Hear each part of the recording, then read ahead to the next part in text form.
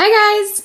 So I'm going to meld class 6 and 7 of comparative diets into one video because I have so much reading to do. So let's get started. I want to begin with a little word of caution for those following a high protein diet, because if more than 35 to 40% of your diet is protein, it's too much. Our body can't actually break that much protein down, and it's really going to be taxing your liver. And I used to think like, oh, my body's working really hard, great, it's going to burn a lot of fat. But the thing is, and this, I want to get back to this idea of ketosis. It's kind of a bit of a fad right now.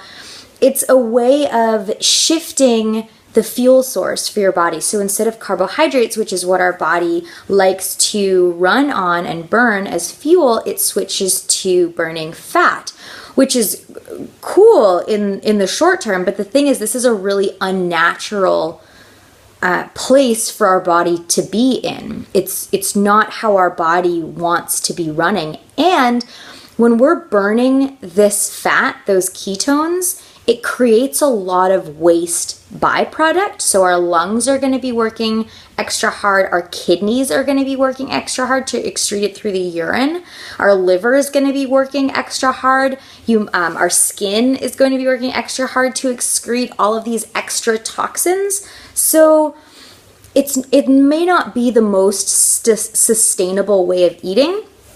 I believe there are so many different diets out there, and different diets are going to work differently for different people based on whether you metabolize quickly or slowly, or what your Ayurvedic constitution is, or if you're looking at Chinese medicine. Everyone is so different and unique, but I really feel like all around, if I could give one suggestion, it's eat lots of vegetables. Eat as many vegetables as feels good as you can. Vegetables are going to keep you in an alkaline state. They're easy to digest for the most part, if they're lightly cooked, and and also sea vegetables like dulse. You can't see it because I cut off the top. Dulse, kelp is really good. These vegetables and sea vegetables, they have a lot of minerals and nutrients. So it's doing your body a real favor by favoring these kinds of foods. And then I want to end off with just some fun little points. If you're craving, if you're feeling like you're a little bit hungry, but you're not really sure what you're craving and don't know if you're even really that hungry, try mixing some miso paste and water. Go buy some miso paste and mix it with water just a little bit and drink it. It's like a soup, miso soup. Drink it like a soup, wait 20 minutes or so, and then see if you're actually hungry. And you'll be able to know if you're actually craving something sweet or if you're craving something salty, because those are opposite ends of the spectrum. We talked a lot about expansive and contractive and Chinese medicine ideas. So those are sweet and salty are opposite ends of the pendulum. It really is like a pendulum swing. If we eat something super, super sweet, then the pendulum is up here and it's going to swing all the way over here to salty, and you're going to get salt cravings. So we try to keep it as close to the middle as possible. So miso paste and H2O, and then wait a little bit, because miso satisfies so many different tastes, so many different cravings.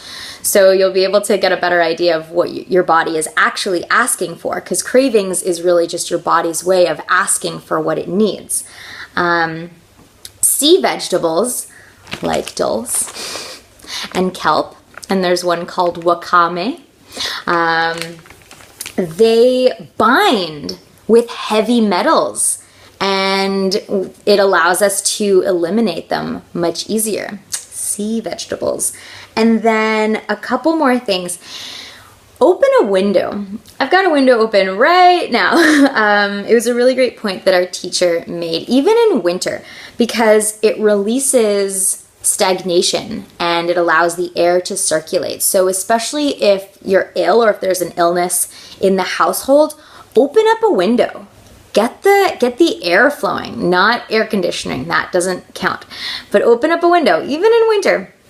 And then one last thing, something that may help us eat a little slower.